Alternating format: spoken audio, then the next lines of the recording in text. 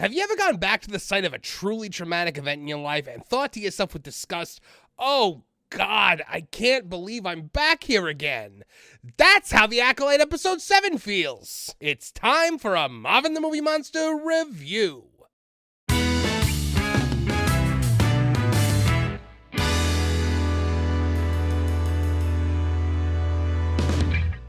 Hello, I'm Marvin, and I'm the Movie Monster. Welcome to our review of the Acolyte episode 7, which is essentially a rerun of episode 3 from different angles, with a few more scenes that say and add nothing, along with a series of reveals that everybody already guessed. Now, episode 3 of The Acolyte was an absolute horror show, but Leslie Headland's 7th episode continues the ongoing trend of each new episode being worse than the one that preceded it. It's yet another entire flashback episode that returns us to the generic BS planet number 3 and Lesbian Witch Mountain. So this series is 8 episodes long. 2 of those episodes are flashbacks, 2 of them were pointless filler, and 1 of them was just a giant meaningless action sequence. This confirms my theory that this was conceived as a movie, but old KK understood that if this concept were released in theaters, it'd be a spectacularly humiliating bomb. So they stretched it out for 8 episodes and put it on a platform where it's easier to hide the abject failure of the project. Though it's not easy to hide falling off the top 10 Nielsen streaming chart, and they couldn't. Anyway, come with me as I force you to return with me to generic BS planet number 3, where we join our team of intrepid, insidious Jedi. The gang's all here: Jedi Master Trinity, Jedi Padawan White Guilt, Jedi Master Squid Games, and Jedi Wookiee. And they're hard at work doing important Jedi work like, picking moss and grass and apparently searching for loose change and lost wedding rings like a white guy on a public beach. Seriously? We couldn't even soup up the standard metal detector to make it look Star Wars-y? I understand the props budget was likely next to nothing on this $180 million show. When I said I wanted to see the Wookiee Jedi do stuff 2 weeks ago, I really should have been more specific. That night around a campfire, Padawan White Guilt is pouting because... And I want to go home to Coruscant. Now, apparently they've been here 7 weeks, but despite this, Jedi Master Trinity is going to tell us the whole purpose of their mission. Apparently, they're here studying a vergence in the Force, and if that sounds familiar, it's what Qui-Gon described Anakin as in Episode 1. So we're just further connecting this horror show to the story of the Chosen One. I bet you, like me, thought back then that vergences in the Force were extremely rare. Well, apparently not. It's the space equivalent of finding a $2 bill. It's something that happens sometimes, and you look at it and go, neat. And then you move on with your life. Remember, there is nothing special about your heroes. Nothing. Trinity reciting this spiel is illustrative of one of this show's most annoying habits. It ham-fistedly explains things to characters that they should already know in great detail for no other reason than to throw exposition at the audience. Now, exposition is necessary in storytelling, but a good writer will find ways to weave it naturally into the narrative so that the audience is educated but not taken out at a moment. Unfortunately, there are no good writers here. Another example of this would be in the 3rd episode where Mama Yas explains the concept of the thread to a room full of women who have, in theory, been studying this concept for decades. Anyway, apparently this is all news to Padawan White Guilt despite being there for 7 entire weeks. He even asks what a vergence is. Is this the first time he's hearing about this? Has he just been picking moss for nearly 2 months and never once thought to be like, hey, why the hell are we doing this? Nope, he has no idea because we have no idea, and we need to take the laziest route possible to explain the concept. But anyway, he just really wants to go home, and we all remember what happened the last time things didn't go this kid's way. So there was some kind of hyperspace accident, whatever that means, and that somehow made the planet barren because of force virgins or something or other. There's life apparently on this deserted world now, and they need to find out why. I'm sure they've had to do a great many scans of the planet in search of the reason for this.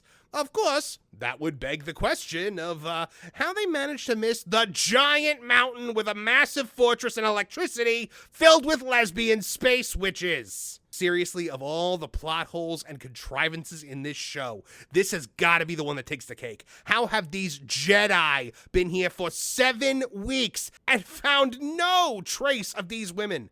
The lesbian space witches are well aware of the Jedi. We know this from the 3rd episode. So what the actual hell, Leslie? They're literally here to investigate life on this planet. They've spent 7 weeks here within spitting distance of Lesbian Witch Mountain, and they've sensed nothing? Don't give me that whole the witches were hiding themselves with magic excuse. This is a show that explained to me that moths like light. If that were the reason, they would have said it. I can't tell if she's stupid or if she's just lazy and thinks the audience is stupid. Maybe it's that she's stupid and lazy and thinks that the audience is even stupider than her. All right, let's go with that. Anyway, the next day, the Jedi are working again, examining the grass and looking for discarded wristwatches. Squid and Trinity have a conversation in which Squid questions her teaching methods or something, and she says, That's why I have a Padawan and you do not.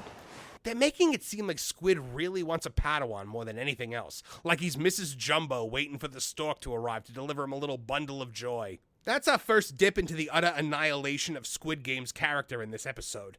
This is a 40-minute deconstruction of the one character on this show people seem to like, and by the end of it, you're left thinking he's an idiot, he's selfish, and above all else, he's a friggin' creep. The Jedi split up and Squid goes off on his own. As we saw in episode 3, he stumbles upon Mayri, Kate, and Oshlee and immediately spies on these 2 little girls from a safe hiding place. He then follows them home like a complete creepazoid as Mama Horny makes her long-awaited return to the show to bring them back to Lesbian Witch Mountain. The door's locked, so Squid proceeds to climb Lesbian Witch Mountain. Now, that's a straight vertical climb that would take someone days, even with the Force, but he does it in the amount of time it takes to have the Spice Cream Space Crack scene from the 3rd episode, and arrives in time for thread training. He then watches as Mama Force pushes at children because they pissed her off. He also watches in secret as a group of lesbian space witches chants over a big hole in the floor and reports back. Back at Camp Jedi, Squid tells Trinity about the amazing children he discovered and followed before breaking into the house to spy on them further. He then says that there are witches here. It could be witches, some evil witches, which is ridiculous because witches, they were persecuted, wicked, good, and love the earth and women power, and I'll be over here. Witches? There be no witches here, sir! White Guilt asks if he means Night Sisters. Trinity tells him that the Night Sisters don't raise younglings or train them. Really? Asajj Ventress, Sister Merrin, and Morgan Elsbeth would like a word with you there, Leslie. What the hell? We literally saw Night Sister younglings within the last year on May 5th in the Awful Tales of the Empire series. Trinity wants to contact the council, and Squid says he's worried about the girls because the witches are preparing for a ceremony. How the hell does he know that? We never see him get that information. I'm assuming he pulls a Dr. Teeth here. How did you ever find us? Oh, easy. We just read the screenplay you left us. Exterior desert night. They then take off on their speeder bikes, and how the hell does the speeder bike effect look worse in 2024 than Luke and Leia in Return of the Jedi? This had a nearly $200 million budget. Were they staying at Buckingham Palace and having catering on set done by Gordon Ramsay himself?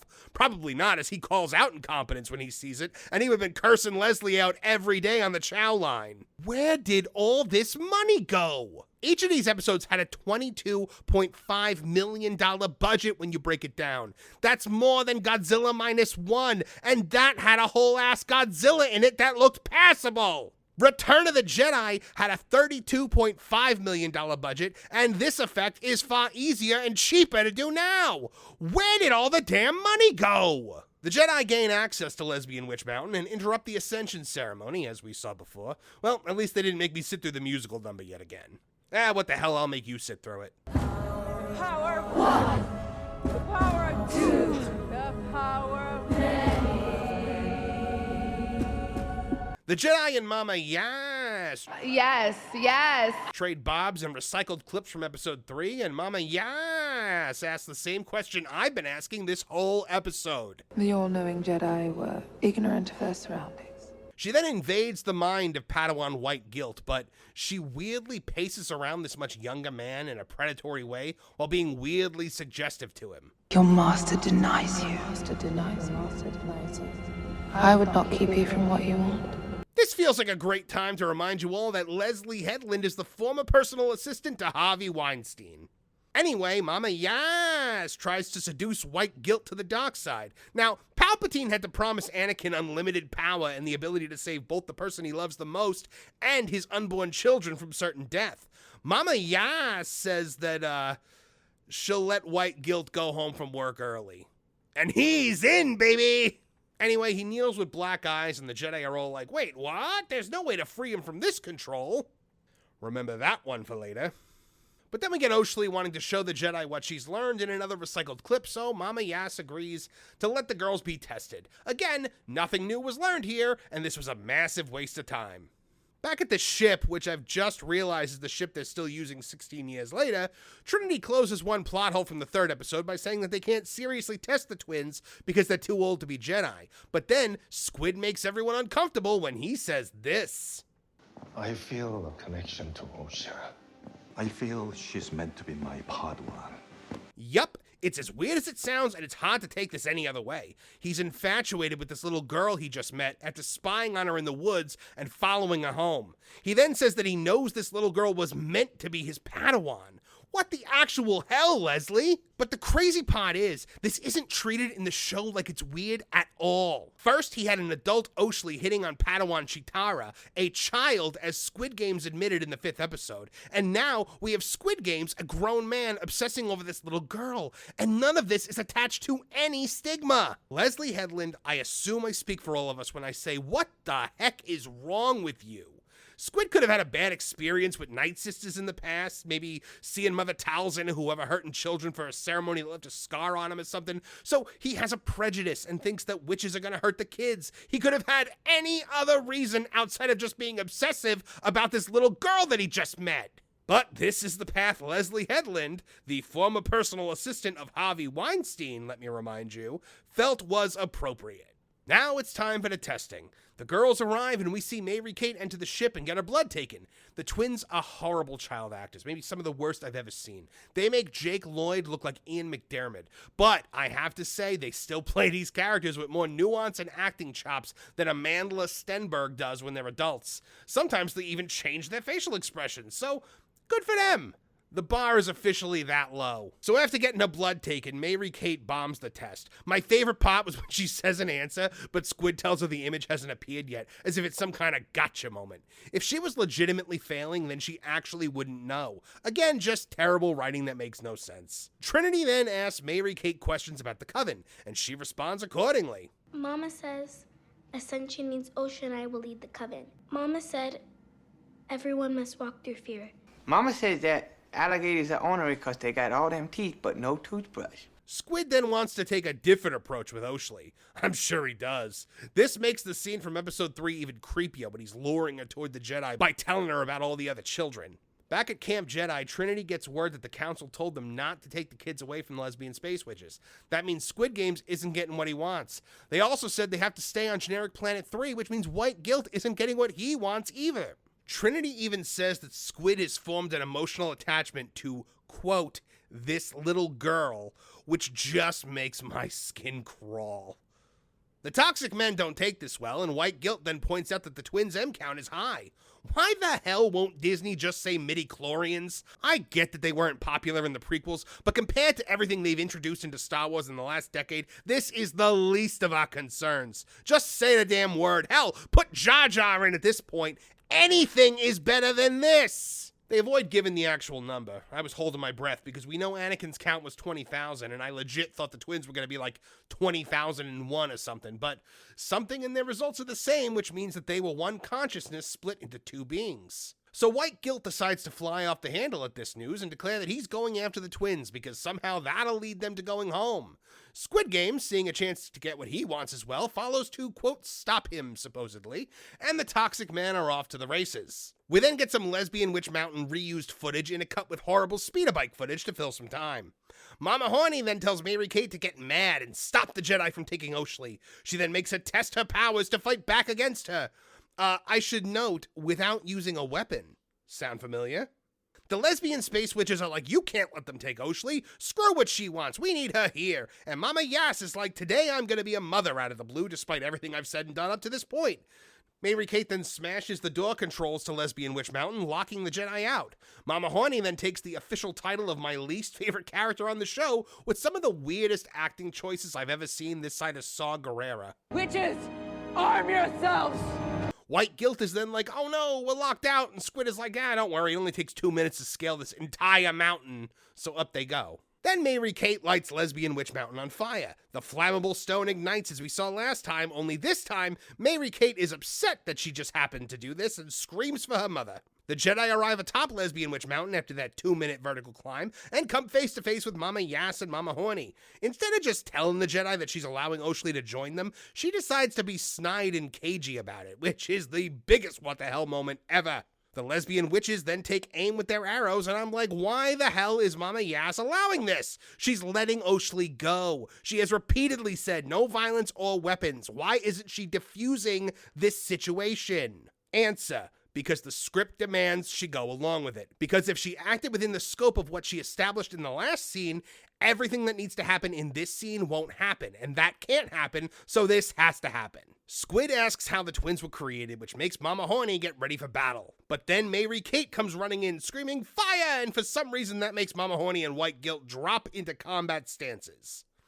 Mama Yass then decides that the best response here isn't to calm the situation, it's to turn into a terrifying shadow wraith and disintegrate Mary Kate in the process. So, Squid Game, when faced with this horrifying monstrosity, runs a saber through the ashes, and somehow that makes Mama Yass rematerialize with a saber through her gut. What the hell? How does any of this make a lick of sense? Before she dies, Mama Yass pulls a cliche death moment move and she says, "I was gonna let Oshley go with you because I'm a good person." Then why didn't you say that in the first place, you blithering idiot? Why did you make it seem like you were gonna do anything but and then turn into a shadow ash monster? Nothing about this show makes sense! Mary Kate then runs forward with legitimately the worst child acting I have ever seen in my entire life, ever.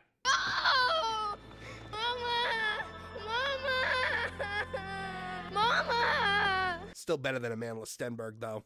The battle is on now with Mama Horny attacking Squid and the lesbian archers shooting at White Guilt, but the toxic male brigade seem to have this under control. Mama Horny then gives us some more cringy line deliveries. "Fight me!" Man, she really is the crowned queen of interesting choices, isn't she? Anyway, Mama Horny then turns herself into ash smoke and vanishes from Lesbian Witch Mountain. We don't see her again and she doesn't die. I wonder if she's gonna turn up next week. The lesbian witches then take control of Jedi Wookiee and force him to fight the others. Now we finally get Jedi Wookiee in action, but at this point, I am entirely beyond any point of caring. Yes, it's kind of cool, but I'm so fed up with this story, this writing, and these characters that I have no emotional investment in this concept anymore. Also, after teasing this in episodes 4 and 5 and not getting it, this fight feels like a consolation prize. I know that's not how this works, but I'm just saying, there was a time window for this to be cool, and they missed it. Anyway, the lesbian space witches are controlling Jedi Wookiee together with the power of many. Kumbaya, my lord, kumbaya.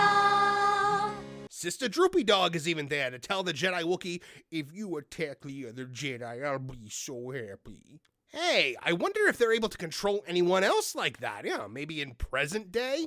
Anyway, Jedi Wookiee is Wookiee whooping on the toxic males as the power of 2 seems to be inconsequential compared to the power of many. Kumbaya, my lord, kumbaya. But just as Wookiee Jedi is about to choke out Squid Games, stunning and brave Jedi Master Trinity comes in and easily takes Jedi Wookiee down. She then imposes her power of 1 on the power of many. But that's obviously doomed to fail since we were told that the power of 1 is nothing compared to...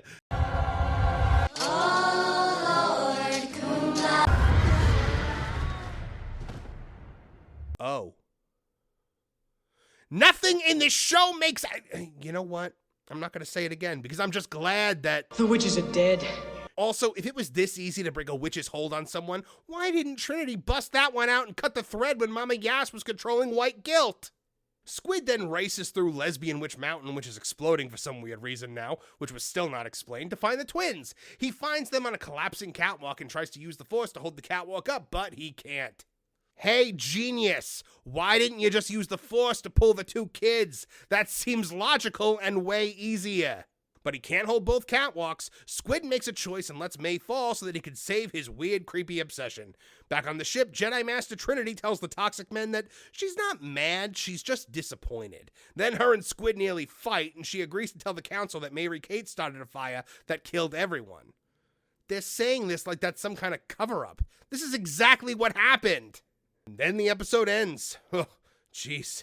As the credits roll, I'm sitting here just thankful that it's over, and there's nothing else in this horrifying episode that can disgust me or insult my intelligence or fly in the face of decades of established Star Wars.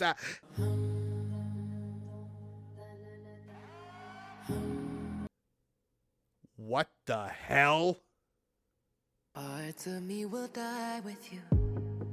No, this can't actually be You cut it straight to the truth, and we so one in the same, so all my pain is your pain. Oh, come on! You know the power of two. Yes, they put a modern rap song over the credits, a piece of contemporary music. While at one time, Star Wars projects ended with the music composed by John Williams, we're now subjected to this nonsense. Cultural vandalism. That's what this is. This is Leslie Headland, Kathleen Kennedy, and their weirdo followers spray painting on the side of George Lucas's house that he built from the ground up with his own hands, then sold to these people who let it fall into horrid disrepair. This entire episode was putrid, with not a single redeeming moment to come. It's once more a full episode flashback with no framing to anchor us in the present-day story. So little was added to the story that we already knew that this could have easily been a 10-minute flashback at the end of the last episode. This was a complete and utter waste of time. I found myself actually missing them at Otta. There were so many holes in this story, but... When there ain't no hole in the washtub. Hey, that joke might be old to you, but it still makes me smile. We're now headed into a season finale that we all know is definitely also a series finale with no stakes, nothing to look forward to, no actual plot being driven by anything. It is a storytelling failure on every possible level. I actually think AI would have done a better job in crafting this narrative. It at least draws from the work of capable writers. The credits for this episode should be the next Hollywood blacklist, just a roll call of people who should never be allowed to work in creative fields ever again. Seriously, if one of these writers tries to self-publish a book on Amazon, the Kindle app should be like, nah, thanks, we're full up. The one thing this show had going for it was the new character of Soul. He was a compelling character played by a capable actor that people genuinely seemed to enjoy. But this was hacky storytelling, and it turned him into an outright creep who formed an emotional obsession over a child after spying on her in the woods and then breaking into her house. And of course, it's all supposed to be the Jedi's fault here, though Leslie seems to have fumbled even that. But at least we were consistent, and it was the two male Jedi who were the ones to blame. You know, I'd say that you couldn't pay me to watch a show this bad, but that would be a lie, as this is my job now, and it's for this channel that I watch this show so that you don't have to. But I just can't believe something so pedestrian, so amateurish, so mind-bogglingly atrocious ever actually got made. There's so many scripts sitting on cutting room floors in all of Hollywood, and this is a thing that got made. It's astounding to me. I'm actually looking forward to seeing just how bad it gets in the last episode. Hope you enjoyed the review. If you liked it, then why not check out our live stream Thursday nights at 8 p.m. for Tooney Talk TV? It's a chance for you to be a part of the conversation and make your voice heard as part of the Tooneytown community. We're also rolling out channel membership soon, so stay tuned for that. Also, check out our pro wrestling channel, Tooneytown Wrestling, if you like comedy, puppets, and wrestling humor. I'm also a contributor for That Game Place, the That Park Place gaming channel. That's along with Culture Casino, Nolan Thunder, Jonas J. Campbell, Spencer McCooley from Bounding Into Comics, and so many more. Now, if you liked what you saw here, please like, share, and subscribe. Click the bell icon to get notified of new videos as they drop. From all of us here at Tooneytown TV, I'm Marvin the Movie Monster. Now get out of here!